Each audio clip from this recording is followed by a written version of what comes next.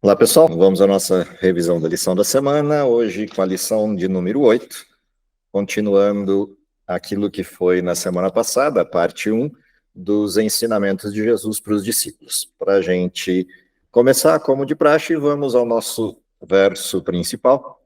O título é o mesmo, Ensinando os Discípulos, parte 2. Vamos ao verso da lição dessa semana. Quem me ajuda com o verso, por favor. Pois o próprio Filho do Homem não veio para ser servido, mas para servir e dar a sua vida em resgate por muitos. Marcos 10, 45. Perfeito. A lição dessa semana, como eu falei, é a continuidade da lição da semana passada, ainda tratando dos ensinamentos de Jesus para os discípulos, parte interessante deste bloco do livro de Marcos. Os capítulos 8, 9 e 10, a segunda parte do capítulo 8, o capítulo 9 por inteiro e o capítulo 10, estão tratando de algumas preocupações de Jesus com os discípulos em duas direções principais. Primeira direção, que os discípulos entendessem a diferença entre os líderes religiosos do seu tempo e aquilo que era a expectativa de Deus para a liderança religiosa do cristianismo, na forma instituída do reino de Cristo, no contexto da atividade messiânica, uma vez que o povo de Israel, na rejeição que fez ao processo de separação que Deus tinha chamado desde Abraão, o povo de Israel, para exercer como distinção do mundo, como Israel rejeita essa missão, vai se moldando à luz daquilo que é a influência ao redor deles na terra de Canaã, o que resultou na parte mais áurea desse processo no cativeiro babilônico e depois no retorno do cativeiro babilônico, um comportamento dentro de Israel que é um comportamento legalista de produção de uma série de parâmetros de comportamento distintos daqueles que Deus havia estabelecido ou mais radicais do que aqueles que Deus havia estabelecido para eles, criando aí uma abordagem de formalismo religioso. Jesus aparece em cena, cumpre a sua promessa enquanto atividade messiânica, mas o contraste evidente entre o que Jesus era e a expectativa que eles tinham de Messias no seu tempo gera um contraste de tal ordem que Jesus agora começa a se preocupar com a distinção desse comportamento em seus discípulos, para que depois que Jesus fosse embora, eles tivessem condição de cumprir aquilo para o qual foram chamados. Nessa segunda parte dos ensinamentos, o nosso foco está no capítulo 10 de Marcos. E o capítulo 10 de Marcos começa o processo instrucional com uma discussão. E essa discussão, ela parte de uma questão levantada por fariseus, levantada por alguns dos ouvintes de Jesus ligados à liderança religiosa do período, em específico aqui os fariseus, que trazem um questionamento para Jesus a respeito do casamento e do divórcio. E ao trazerem esse questionamento, obviamente eles usam uma referência existente, no caso uma referência presente na lei mosaica, principalmente naquilo que diz respeito à estrutura civil da lei mosaica, mas também com alguma relação com a estrutura religiosa. E a pergunta tem como pano de fundo o comportamento de um sujeito naquele ambiente, que é Herodes. Herodes havia mudado o seu desenho de casamento, o seu desenho de matrimônio, lembrando que Herodes está como um governante dentro do perfil judaico, dentro do ambiente judaico, apesar de ser um domínio romano à área judaica, Herodes está como um governante para judeus, e presume-se Herodes deveria ter um comportamento semelhante àquilo que estava coordenado na tradição judaica, pelo menos como expectativa na tradição judaica. Quando eles trazem a pergunta para Jesus, existe um objetivo por trás da pergunta, que é dependendo do que Jesus respondesse, eles poderiam colocar Jesus em algum tipo de situação constrangedora diante de Herodes. Nada muito diferente do que havia acontecido com João Batista. João Batista havia acusado Herodes e Herodias de um comportamento inadequado e, como resultado disso, foi preso e morto.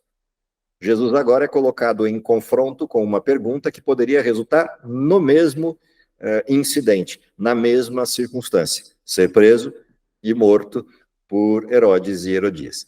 A pergunta a gente encontra ali nos textos, nos versos iniciais do capítulo 10, e a resposta de Jesus é a parte interessante a essa pergunta. Em lugar de Jesus entrar na discussão, no debate do sentido da lei de Moisés, no sentido do que está escrito na lei de Moisés, Jesus parece ignorar a pergunta e caminha para uma outra direção. Então, como vem o desenho, é permitido ao homem divorciar-se de sua mulher, e aí Jesus traz uma questão em pauta, o que ordenou Moisés.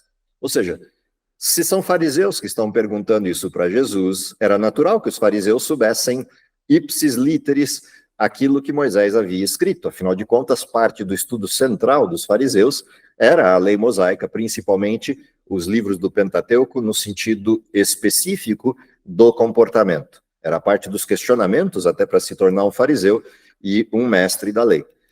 Quando Jesus faz essa pergunta, a resposta era óbvia. Eles disseram, Moisés permitiu que o homem desse uma certidão de divórcio e a mandasse embora. Jesus, em vez de discutir a lei de Moisés, ele discute o motivo e responde, Moisés escreveu essa lei por causa da dureza de vossos corações. E a partir daí, a conversa muda de sentido. Jesus traz à tona algo que está lá no princípio da Bíblia, também escrito por Moisés a partir da referência da criação. No princípio da criação de Deus, Deus fez o homem e a mulher, e por essa razão o homem deixará pai e mãe, se unirá à sua mulher, e os dois se tornarão uma só carne. Assim, eles já não são dois, mas são um só, uma só carne. Portanto, o que Deus uniu, ninguém os separe. Por que Jesus traz a questão inicial da Bíblia como referência para esse debate? Jesus poderia ter discutido a lei de Moisés, Jesus poderia ter arguído outros elementos que faziam parte do cumprimento dessa lei, porque na realidade havia, Moisés deixou parâmetros para isso, mas ele não questiona essa questão. Ele simplesmente deriva o assunto para o início da Bíblia, para a criação. Qual a intenção de Jesus? Ao Jesus deslocar o assunto para o início da Bíblia, para a criação, ele desloca o assunto de uma discussão legal para uma discussão de princípios. Desloca a culpabilidade, tanto da existência da lei, quanto do questionamento dela, de si mesmo e de Moisés, para Deus. Afinal de contas, quem instituiu o desenho do matrimônio foi Deus. Então, Jesus literalmente coloca os fariseus e Deus em oposição. Se os fariseus questionarem o início da Bíblia, estão questionando uma instituição de Deus e teriam que se explicar. Se, por sua vez, não questionam, assumem que Jesus está certo e que eles estão errados, pelo menos na pergunta, embora Moisés, de fato, tivesse parametrizado a questão do divórcio. E aí, dentro desse contexto, a discussão simplesmente se encerra. O que Jesus está ensinando para os discípulos, lembra, o foco da lição não é entender o que está no debate, mas é entender o que isso tem a ver com o ensinamento dos discípulos. E isso vai aparecer logo em seguida.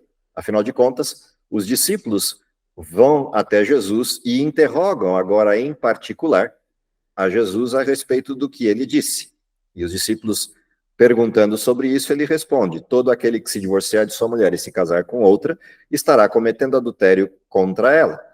E se ela se divorciar e se casar com outro, estará cometendo adultério. Porque Jesus mantém essa posição a despeito da possibilidade instituída na lei de Moisés para a separação, ou o divórcio, ou o repúdio. Na realidade, o que Jesus está trazendo para os discípulos é a base com a qual eles deviam promover o matrimônio, e não a discussão se é possível ou não o encerramento de um matrimônio.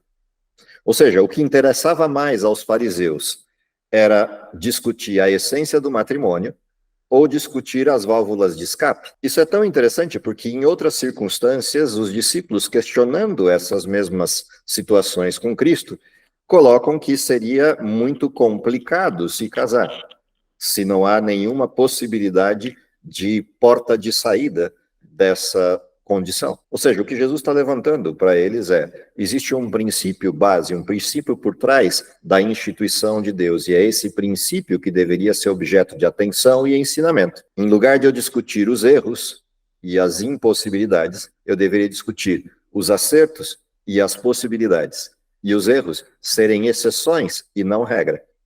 No contexto da época, em função do ensinamento de uma das casas judaicas, que é a casa de Hillel, você tem uma liberalidade cada vez maior nessa vinculação do que seria a família, e isso estava prejudicando Israel, prejudicando a nação judaica, por estarem focados muito mais nas circunstâncias de possibilidades de escape do que nos compromissos de manutenção. E isso também deveria fazer parte dos princípios de ensinamento dos discípulos, ou seja, eles deveriam estar focados naquilo que foi o princípio fundamental do estabelecimento de Deus. Na sequência disso, o segundo momento, a segunda discussão que acontece na sequência do relato do capítulo 10, tem a ver com crianças. E essas crianças que eram trazidas até Jesus para que Jesus as abençoasse, para que Jesus conversasse com elas, para que Jesus estivesse com elas. Os pais traziam as crianças para Jesus, e algumas das crianças vinham sozinhas, simplesmente porque gostavam de estar perto de Jesus, porque Jesus, e isso já fica desenhado a partir da lição que a gente estudou as parábolas, Jesus era um bom contador de histórias, e crianças gostavam de estar perto dele. O problema é que crianças atrapalhavam aquilo que para os discípulos deveria ser a ação principal de Jesus, e o texto de Marcos é sucinto em dizer que os discípulos repreendiam essas crianças que iam se aproximando de Jesus, obviamente como crianças. Criança se aproxima brincando, criança se aproxima com algum tipo de barulho, algum tipo de fala menos controlada, e os discípulos tentando evitar que essas crianças atrapalhassem Jesus. Quando Jesus viu isso, e aí vem um texto interessante em Marcos, ele ficou indignado, ou seja, Jesus apresentou-se como alguém que estava bravo. E a expressão que a gente normalmente escuta, deixem vir as crianças a mim, não as impeçam, porque delas é o reino de Deus, não foi uma expressão dita com tranquilidade, no sentido de aquela expressão quase poética do deixai vir a mim os pequeninos, porque deles é o reino. Não, a expressão de Jesus tem um sentimento atrás. Jesus, indignado, dá uma bronca nos discípulos, dizendo, parem com isso, deixem que as crianças passem. É delas o reino dos céus. E aí Jesus aproveita para ensinar uma coisa para os discípulos. Digo-lhes a verdade, quem não receber o reino de Deus como uma criança, nunca entrará nele.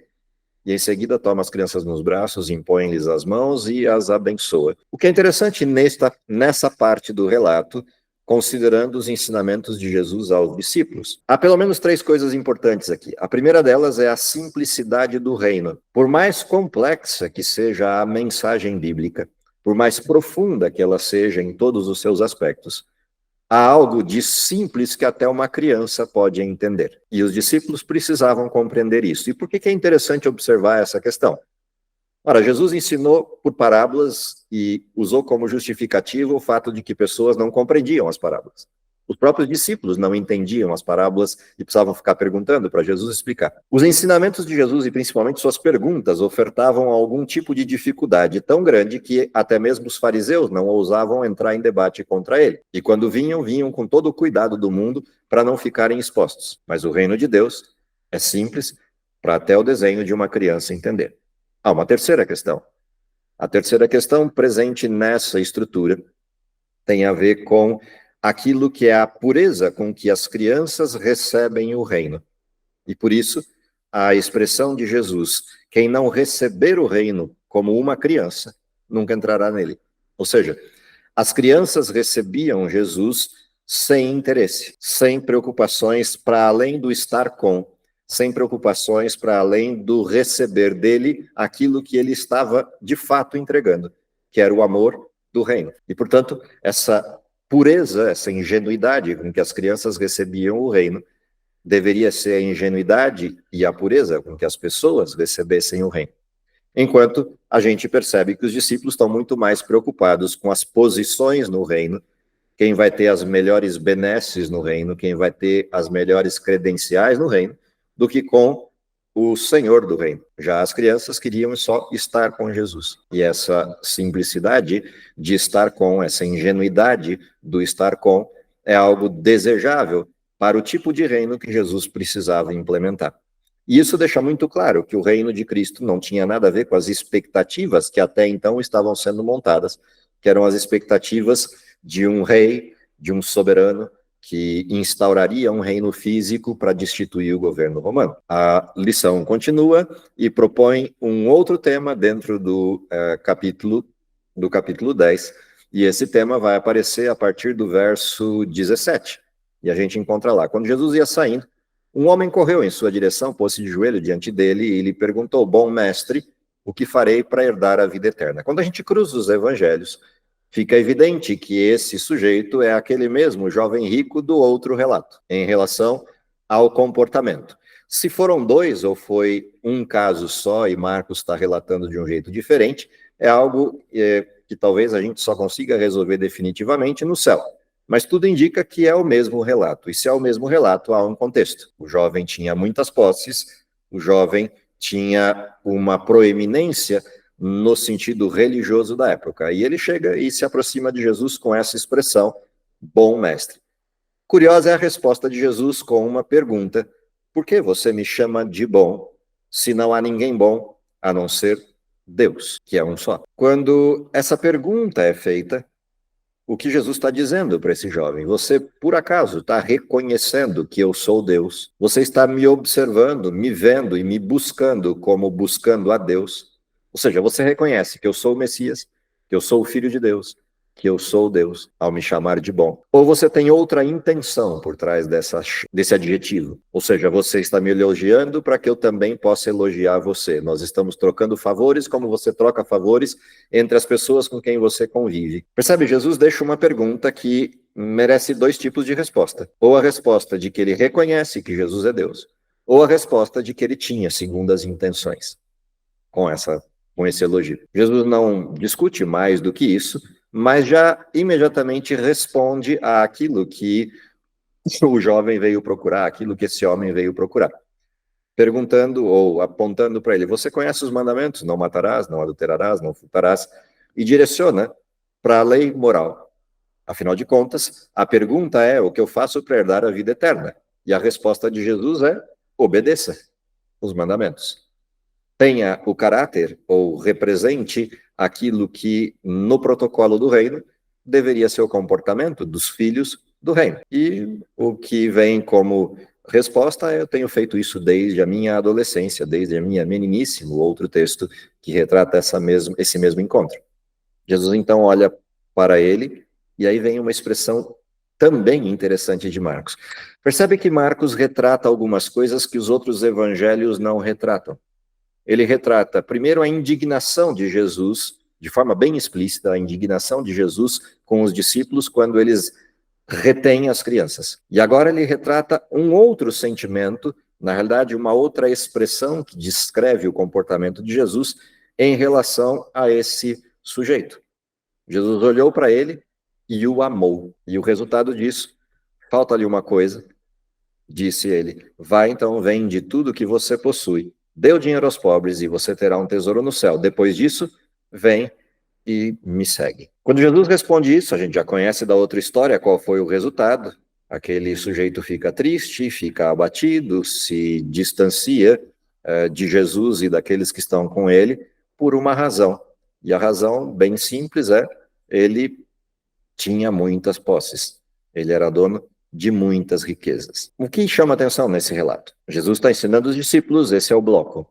E se o ensinamento é para os discípulos, que coisa é essa que Jesus está ensinando para os discípulos? A coisa que Jesus está ensinando para os discípulos é: entrar no reino significa abdicar de tudo, deixar tudo. Que é exatamente o que aconteceu no chamado dos discípulos. Quando Jesus chamou Mateus, tirou Mateus do seu emprego, da sua condição de vida bastante tranquila, como coletor de impostos. Quando chamou os discípulos à beira do mar, retirou os discípulos dos seus afazeres, eles largaram seus barcos, as redes e, literalmente, largaram tudo para seguir Jesus. E aqui está acontecendo exatamente a mesma coisa. Só que o contraste aqui é com alguém que não deixou tudo. Os discípulos deixaram, mas esse sujeito não. Se os discípulos já tinham deixado tudo, por que Jesus faz questão de que isso fique em evidência? E por que Marcos traz isso como um assunto importante das instruções? De fato, os discípulos deixaram tudo para seguir Jesus, mas esperavam algo em troca. Esperavam receber algo em troca. E essa segunda parte do comportamento dos discípulos ainda precisava ser corrigida. De fato, eles tinham que entregar tudo independentemente do que pudessem receber em troca. Ou seja, na realidade, eles fizeram uma troca com Jesus, na expectativa de algum benefício. Se a gente continua observando o texto, se a gente continua observando o relato, na sequência do relato que aparece aqui, a gente tem a conversa que os discípulos têm com Jesus em função de algo. Jesus, assim que o sujeito vai embora, Jesus expressa a sua visão do que aconteceu. Ele olha ao redor e diz aos seus discípulos como é difícil aos ricos entrarem no reino de Deus. E os discípulos retrucam, admirados pelas palavras de Jesus, o que Jesus está dizendo. E Jesus repete: é difícil entrar no reino de Deus. É mais fácil passar um camelo no fundo da agulha do que um rico entrar no reino. E os discípulos então ficam perplexos a partir disso, porque a repetição de Jesus deu ênfase a algo que os discípulos não tinham se atentado. Primeiro ele diz que é difícil entrar no reino. E depois ele dá o exemplo do camelo e da agulha e do rico. Ou seja, existe mais do que dificuldades só impostas àquele que é o rico. Há outro tipo de dificuldade para entrar no reino, e é isso que deixa os discípulos preocupados, porque parece que agora ficou impossível. E aí os discípulos retrucam a Jesus, dizendo, neste caso, quem é que pode ser salvo? Em outras palavras, desse jeito, então, ninguém. Afinal de contas, se não é só a questão da riqueza que implica na dificuldade, tem dificuldades iguais ou maiores, ninguém entra no reino. E Jesus olha para eles e diz, para o homem é impossível, mas para Deus não. Todas as coisas são possíveis a Deus. E aí, obviamente, que a essa altura Pedro já não estava se aguentando, e Pedro vira para Jesus com uma questão importante, parametrizando aquilo que eles escolheram. Nós deixamos tudo para seguir-te. Jesus respondeu, digo-lhes a verdade, ninguém que tenha deixado casa, irmãos, irmãs, pai, mãe, filhos ou campos, por causa de mim e do Evangelho, deixará de receber 100 vezes mais, já no tempo presente, casas, irmãos, mães, filhos, campos e com eles perseguição, e na era futura, a vida eterna. Contudo, muitos primeiros serão últimos e últimos serão primeiros. O que Jesus quis dizer aqui? De novo, Jesus está desfocando a atenção. E se a gente lembrar do que aconteceu há algum tempo atrás, naquele episódio em que a mãe e os irmãos de Jesus vêm retirá-lo de uma casa em Cafarnaum, e Jesus retruca a intenção deles, dizendo, quem é minha mãe, quem são meus irmãos, senão aqueles que fazem a vontade de meu Pai. Na realidade, ao Jesus dizer que ninguém que tenha abandonado tudo deixará de receber 100 vezes mais aquilo que abandonou, e no tempo presente, do que Jesus está falando, de que o Evangelho trará riqueza, de que o Evangelho trará benefícios. Na realidade, o que Jesus está apresentando para eles é que os benefícios reais do Evangelho são os resultados daquilo para o qual eles foram chamados. Jesus os convidou para serem pescadores de homens. E, portanto, se eles abandonaram família e tudo, serão retribuídos naquilo para o qual foram chamados, que é o resultado do seu trabalho. E o resultado do seu trabalho são pessoas para Deus. Nisso deveria estar a atenção deles e o júbilo, a alegria deles, no fato de que, ao trabalharem para Cristo, estariam salvando pessoas. E é na salvação das pessoas que eles encontrariam seu maior presente, seu maior benefício. Na realidade, em suma, seu essencial benefício. Por fim, Jesus termina dizendo, muitos daqueles que são primeiros serão últimos e daqueles que são últimos serão primeiros. E isso tem a ver com a discussão que os discípulos tinham tido no tempo anterior, visto na lição nossa anterior, que é a discussão de quem é maior no reino, quem ocupa as melhores posições no reino. Se a gente continua nesse mesmo percurso, nessa mesma direção da discussão da lição, a partir do verso 32, a gente tem outro episódio, já estavam subindo para Jerusalém, Jesus ia à frente deles, os discípulos estavam admirados enquanto seguiam, mas estavam com medo, e novamente ele chama à parte os 12 para conversar com eles, e lhes disse o que deveria acontecer em sequência. E ao dizer, ele descreve todas as coisas pelas quais ele vai passar. Essa descrição é uma descrição interessante porque ela é muito precisa nas referências. Estamos subindo para Jerusalém, o Filho do Homem será entregue aos chefes dos sacerdotes, aos mestres da lei, eles condenarão à morte, entregarão aos gentios, que zombarão dele e cuspirão nele, e o açoitarão e o matarão, e 3 dias depois ele ressuscitará. Nisso, Tiago e João, os filhos de Zebedeu, os filhos do trovão, e começam uma indagação: mestre, queremos que nos faças o que vamos te pedir e o que vocês querem. Permite que na tua glória um se assente à direita, outro à esquerda. Se a gente olha os outros relatos, isso tem alguém por trás. A principal pessoa por trás desta discussão é a mãe deles, que de alguma forma os incentivava a se aproximarem de Jesus para receberem benefícios. O que Jesus faz a partir de então? Jesus vira para eles e diz: vocês não têm noção do que vocês estão pedindo. Podem vocês beber do cálice que eu estou bebendo ou ser batizados com o batismo que eu estou sendo batizado? Ou seja, vocês têm noção do que vem pela frente e do sofrimento que será posto sobre mim. Pedir para participar da minha glória é pedir para participar disso. Se vocês soubessem o que está previsto para mim, vocês não pediriam isso. Mas como vocês não têm noção disso, então estão pedindo. Já que estão pedindo, então eu vou conceder o que vocês estão me pedindo. Vocês vão passar por aquilo que eu vou passar. Agora, quanto ao reino, não me cabe.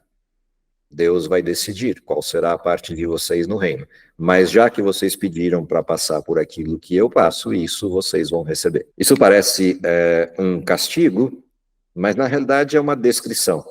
Jesus sabia o que vinha pela frente, sabia o que os discípulos iam enfrentar e que essas palavras dele seriam úteis no futuro. Quando eles estivessem passando pelas dificuldades impostas pelas perseguições, eles se lembrariam de que eles mesmos pediram para participar da glória de Cristo, e isso era uma honra. Esse texto, em particular, me lembra de um texto que não está em Marcos, está em João, lá no capítulo 17 de João, quando a gente observa Jesus conversando com Deus, naquilo que é chamado de oração sacerdotal. E se você observar com atenção a oração, na realidade o momento da oração começa com Jesus conversando com Deus, dizendo: agora sim, chegou a minha hora. Esse texto é exatamente a referência temporal do texto do capítulo 10 de Marcos. Jesus está dizendo: nós vamos para Jerusalém, e quando for para Jerusalém, tudo isso vai acontecer. Lá no texto de João, a gente está vendo Jesus em Jerusalém, dizendo para os discípulos, na oração feita ao Pai: chegou a minha hora. E aí vem a expressão que me chama a atenção, conectada com esse texto do capítulo 10 de Marcos, que é Jesus virando para o Pai e dizendo: glorifica o teu filho. Quando a gente observa o que os discípulos estão pedindo, quando a gente percebe Jesus falando a respeito da sua glória e respondendo àquilo que foi o pedido deles: na tua glória, que nós nos assentemos à direita e à esquerda, a glória de Cristo, manifesta lá na oração sacerdotal, tem a ver com a sua morte. Literalmente, Jesus vira para o Pai e fala: chegou a minha hora, mata o teu filho, porque é para isso que ele veio. E é isso que ele está compartilhando com os discípulos nesse momento. Óbvio que os discípulos só foram entender isso de fato um pouco mais à frente, depois da ressurreição de Cristo e depois da ascensão de Cristo, quando eles de fato iniciam sua missão e já entenderam e aceitaram completamente tudo que impacta, tudo que implica aceitar a Jesus em missão. E, portanto, isso responde também àquilo que estava na lição anterior, que é o custo do discipulado. Quanto custa seguir a Jesus? Não que seguir a Jesus é uma desgraça, ou seja, uma desgraça, mas há um custo. E a pergunta que não quer calar é: por que um custo tão alto? A razão é muito simples. O mundo vive em pecado e qualquer que se apresentar como filho de Deus num mundo de pecado terá como consequência a perseguição e as acusações vindas de quem vive em pecado e não quer ser exposto. Por fim, a gente termina esse estudo do capítulo 10, caprichosamente, com outro cego sendo curado. Esse bloco começou lá atrás, com um cego sendo curado, e termina aqui com um cego sendo curado.